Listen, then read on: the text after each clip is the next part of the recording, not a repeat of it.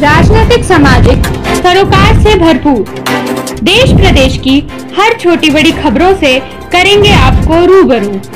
आइए रुक करते हैं आज के खबरों की ओर आपके अंदाज में। ताज़ा अपडेट के लिए चैनल को सब्सक्राइब, शेयर करें और बेल आइकन दबाना ना भूलें।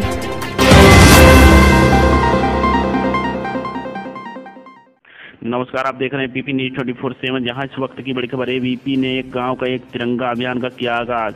आज आज़ादी के 75 वर्ष पूर्ण होने पर देश की स्वतंत्रता के उपलक्ष्य में अखिल भारतीय विद्यार्थी परिषद आरमंड ने पूरे प्रदेश में राष्ट्रीयता के भाव को जन जन तक पहुंचाने के लिए हर गांव में तिरंगा अभियान के आगाज के तहत एबीवीपी के संजीत सिंह राठी जिला संयोजक ने डाक बंगले में प्रेस वार्ता के दौरान बताया कि शहरी और सुदूर सीमावर्ती प्रदेश गाँव तक राष्ट्रीयता की अलख जगाने के लिए एबीवीपी के कार्यकर्ता द्वारा गाँव तक 15 अगस्त को तिरंगा फहराने का कार्य किया जाएगा।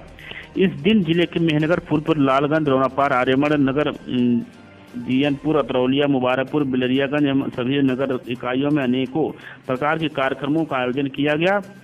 इस वर्ष 2023 में एबीवीपी के 75वीं वर्षगांठ पर 2 वर्षों के भीतर बड़े अभियानों को पूरा करने के लिए पार्षद की पाठशाला को विस्तृत रूप देने, महिलाओं के स्वास्थ्य और स्वच्छता और राष्ट्रीय शिक्षा नीति को सफल क्रियान्वयन बनाने के लिए बेहद अभियान चलाया जाएगा।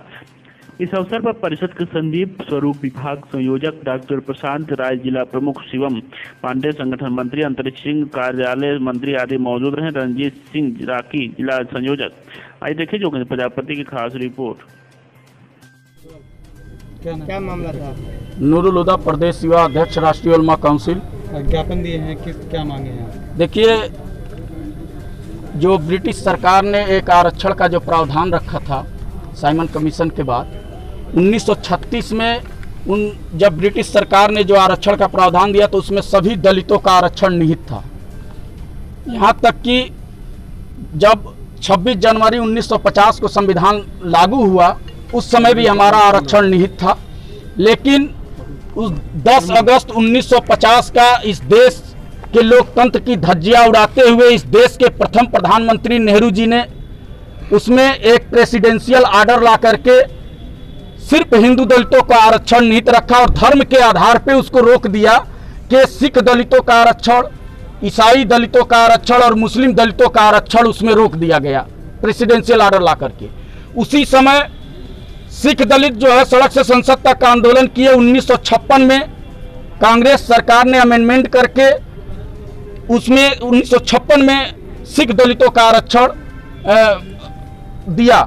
फिर बौद्धिस्ट दलितों को 1990 में दिया और उससे भी घिनौना काम माननीय पंडित जवाहरलाल नेहरू जी ने 23 जुलाई 1959 को किया। उसमें उन्होंने कहा कि जो हिंदू बनेंगी उन दलित जातियों को आरक्षण दिया जाएगा, जबकि हमारा भारत का संविधान धर्मनिरपेक्ष है। हम ये मांग उसी वक्त से लगातार राष्ट्रीय उलमा काउंसिल कर रही है। हमने अभी 13 दिन का कांग्रेस सरकार में हमने जंतर मंतर पे धरना दिया और मांग किया सरकार से कि आप उसमें अमेंडमेंट करके प्रेसिडेंशियल आर्डर जो धार्मिक प्रतिबंध लगाया गया है उसको हटाया जाए और मुस्लिम और ईसाई दलित जातियों को भी उसमें आरक्षण दिया जाए। चाहे धोबी है, चाहे वो हिंदू का धोबी हो, चाहे मुस्लिम का धोबी हो, चाहे ईसाई का धोबी हो, चाहे सिख का धोबी हो। इसी तरह से नट, बाट, पौरिया, डपाली, गदेड़ी, फकीर, भंगी, जोगी, मोची, इस तरह की जो 13 जातियां हैं उन सभी जातियों को इससे आज तक वंचित रखा गया है। हम ये मांग कर रहे हैं सरकार से और वर्तमान सरकार का ये नारा है कि हम जो है सबका साथ सबके विकास की बात कर रहे हैं। तो अगर ये हमारा ये प्रेसिडेंशियल आर्डर हटा करके ईसाई और मुस्लिम दलितों को भी उसमें आरक्षण दे दे ताकि सबका साथ और सबका विकास का नारा सफल हो जाए। अगर आपकी मांगे पूरी नहीं होती तो क्या करेंगे? देखिए, हमारी मांगे जब तक पूरी नहीं होगी तब तक हम सड़क से लेकर संसद तक आंदोलित रहेंगे। राष्ट्रीय उलमा काउंसिल आंदोलन की कोख से पैदा हुई है और मैं मांग कर रहा हूं कि हमारी मांग आज़ादी के 75 वर्ष पूर्ण होने पर आज विद्यार्थी परिषद की यह प्रेस वार्ता बुलाई गई है। विद्यार्थी परिषद आजमगढ़ जनपद के 251 गाँव में गांव तक पहुंच करके तिरंगा फहराने का लक्ष्य लिया गया है, जो कि अपने संगठन के बड़े पदाधिकारियों ने यह तय किया कि देश भर के 1.25 लाख गांवों में विद्यार्थी परिषद तिरंगा फहराएगा।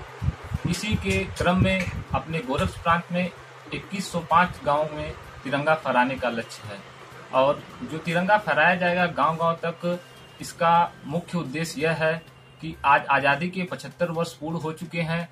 इसके लिए विद्यार्थी परिषद क्या कर सकता है, उस गांव-गांव तक, गांव के आम जनमानस तक पहुंच करके क्या बता सकता है वहां पर कि आज 75 वर्ष पूर्ण हो चुके हैं, हम लोगों ने आज तक क्या पाया और इसके अलावा हम लोग क्या अच्छा कर सकते हैं। और इस आजमगढ़ जिले में ऐसे क्रांतिकारी जो रहे, जिनकी इतिहास के पन्नों में जिनका अभी तक नाम नहीं आ पाया है, विद्यार्थी परिषद उनको भी बताने का गांव-गांव तक प्रयास करेगा। इसके अलावा जो भी अमर जवान शहीद हुए हैं इस जिले से, उनके गांव तक पहुंच करके तिरंगा फहराने का विद्यार्थी परिषद का लक्ष्य है। इसी क्रम में हमारे जो तिरंगा फहराने का जो कार्यक्रम है, हर गांव एक तिरंगा करके, तो अपने 11 टीम गठित हो चुकी है जो कि इस पूरे कार्यक्रम की तैयारी कर रही है। इसके 2 सह संयोजक तैयार हो चुके हैं। इसके अलावा जो 11 टीम है वह तैयार की अपने 25 विस्तारकों को, जो अल्पकालिक की तरह कार्य करेंगे। 9 तारीख से लेकर के 15 तारीख की शाम तक वह हर गांव तक पहुंचने का प्रयास करेंगे, ताकि व्यवस्थित तरीके से गांव-गांव पहुंच करके पूरे कार्य की योजना बन जाए और वहां पर तिरंगा फहरा दिया जाए। इसके अलावा वहां पर भाषण भी किए जाएंगे, जो कि बताया जाएगा कि अपने आजादी के 75 वर्ष पूर्ण हो चुके हैं, तो विद्यार्थी परिषद इसके लिए अच्छा कार्यक्रम क्या कर सकती है। अपने रानी लक्ष्मीबाई जयंती के अवसर पर हम लोग छात्राओं को कहीं न कहीं प्रोत्साहित करने का प्रयास करेंगे। इसके अलावा विद्यार्थी परिषद की पाठशाला जो आज तक चलती चली आ रही है उसको बढ़ावा देने का प्रयास करेंगे। इसके अलावा नशा मुक्ति पर हम लोगों का वर्ष भर कार्यक्रम चलेगा। मिशन साहसी कार्यक्रम को भी हम लोग बढ़ावा देने का प्रयास करेंगे। हर गांव-गांव तक जब हम लोग पहुंच जाएंगे तो इस कार्यक्रमों के माध्यम से हम लोगों को बढ़ावा मिलेगा।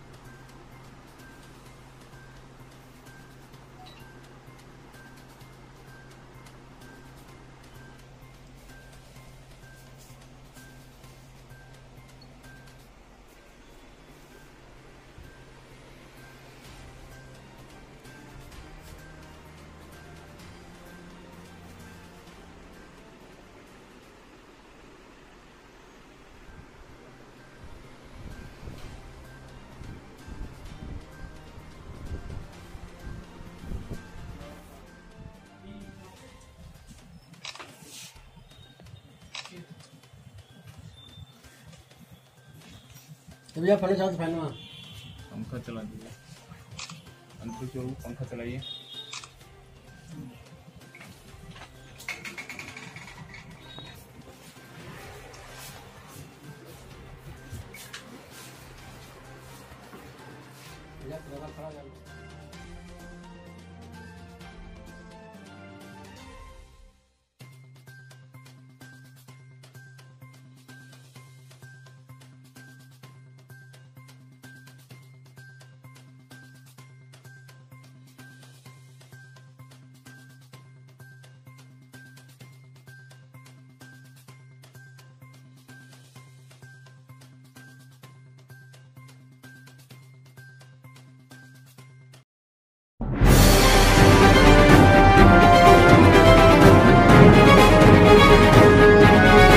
पीपी न्यूज़ 24/7 सच्चाई कलम की नोक पर।